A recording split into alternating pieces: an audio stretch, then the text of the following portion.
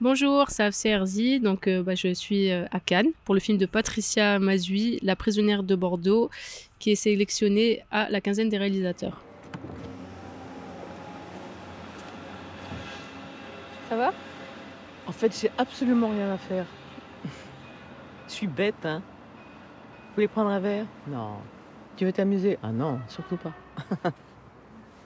Et pourquoi tu resterais pas? On se fait un bon resto. On l'a bien mérité. Non, merci, c'est gentil, mais je peux pas. J'ai les enfants, c'est impossible. Mais les enfants, ça s'arrange.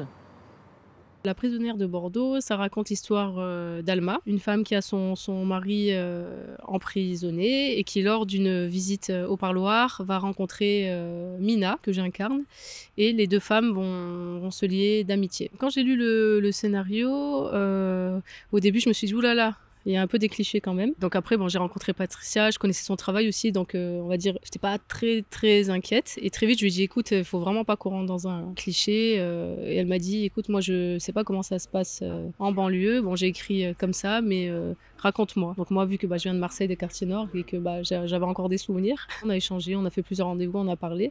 Donc elle a réadapté certaines choses. Et très vite, elle m'a dit, non, c'est un personnage qui est plein de vie, qui est dynamique, qui est ronde. Elle voulait que je prenne du poids, parce qu'elle me trouvait trop maigre. Et elle voulait que je me coupe les cheveux aussi. Elle a trouvé cette coiffure, voilà, toutes ces tresses sur la tête. Elle voulait vraiment une transformation, une petite transformation physique. Et aussi, j'ai travaillé ma voix, parce qu'elle trouvait que parfois j'articulais pas très bien dans les films. Donc j'ai travaillé avec une coach de chant. On trinque Merci. à Christopher. Cheers. Qui a tué une piétonne parce que sa maîtresse était en train de s'occuper de lui. Une pipe et boum. Non mais je m'excuse de dire ça comme ça. Mais franchement, ton mec, il trompe avec tout ce qui bouge. C'est peut-être la colère qui me fait tenir. Ou le sens de l'humour aussi. Le gars qui baisse tout ce qui passe et qui m'offre des affiches déchirées. C'est spécial, non? C'est léger, mais c'est quand même dramatique dans le fond. C'est sûr que c'est moins dramatique que certaines choses que j'ai pu faire. Mais bon, j'aime bien aussi les rôles un peu compliqués. On va dire que là, ça faisait quand même beaucoup de prison, quoi. Entre le ravissement, Borgo, là, j'avais fait un film qui s'appelle À l'ombre des filles en prison. J'alterne entre détenus, femmes de détenus, surveillants de prison. Donc voilà, j'inspire ça, je sais pas trop pourquoi. Non, après c'est bien aussi d'être un peu dans la légèreté, mais souvent dans la direction, elle me disait à l'italienne, à l'italienne. Donc voilà, j'ai essayé de faire à l'italienne, mais à l'italienne pour moi, qui aime beaucoup les films italiens, je trouve que c'est que vraiment quand on en fait beaucoup. Donc je lui disais ok à l'italienne, mais quand même, on essaie d'être un peu subtil. Donc voilà, on a trouvé un entre-deux pour pas être trop à l'italienne, quoi. Non, c'est assez technique, un peu. Après, ça se voit, c'est des cadres très beaux, très travaillés. Moi, je trouve que ce personnage-là, ça m'a fait penser un peu à La Graine et le Mulet, qui est vraiment un personnage terre à terre, qu'elle sait travailler, qu'elle sait faire le ménage, qu'elle sait repasser. Enfin, elle est toujours en train de courir, dynamique. C'est proche de moi de toute façon. Moi, je suis comme ça aussi. Donc, il fallait être crédible en tout cas physiquement aussi. Et c'est pour ça qu'après, j'ai compris pourquoi elle voulait que je prenne du poids. Je pense que oui, pour ce côté terrien, terre à terre, dynamique, qui prend les devants, enfin, qui est tout le temps en activité. Le boulot, ça a été? C'était l'inventaire annuel? Non, nettoyage des cuves. Ouais, ça va, c'est fait. C'est fou ça, pourtant j'allais souvent à la clinique, je jamais été voir les cuves. T'as jamais eu besoin d'aller à la blanchisserie, peut-être? Une cuve, c'est moche. Peut-être elles sont pas moches, mais moi je regarde pas ce qui est moche.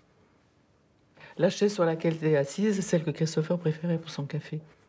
Profites-en pendant que tu peux. Et s'assied toujours dessus. Je la regarde jamais de face. De profil, ça passe. Isabelle Huppert, non, c'est vu qu'on a tourné ensemble sur le Téchiné 6 mois avant, c'était pareil, vraiment, c'est quelqu'un de très maternel, très gentil, simple. Il y a vraiment eu une connexion très vite entre nous. On s'est déjà croisés il y a quelques années ici à Cannes. Elle est passionnante, c'est sûr. Bon, après, on est concentrés aussi, donc on peut pas trop regarder, et vu qu'on avait que des scènes ensemble presque. Mais déjà, en tout cas, quand on joue, moi, j'avais pas l'impression de jouer aussi. Il y avait vraiment un truc d'abandon. c'est assez étrange. Oui, bah, j'adore être actrice, surtout quand on propose des beaux personnages comme ça, et c'est des belles rencontres aussi, notamment avec Patricia. Et moi, ça me nourrit en tant que réalisatrice aussi, parce que je vois d'autres méthodes, je découvre des techniciens, enfin des acteurs aussi. On va dire que c'est plus tranquille d'être actrice, franchement. Actrice, au moins, on se concentre sur notre personnage, non, c'est plus facile. C'est un truc, j'aime les deux, quoi. Même si c'est dur, ça m'attire. Le premier, je l'ai fait parce que vu que c'était autoproduit et que je me rendais pas compte de la difficulté de faire les deux. Non, après, j'aime bien filmer les autres aussi.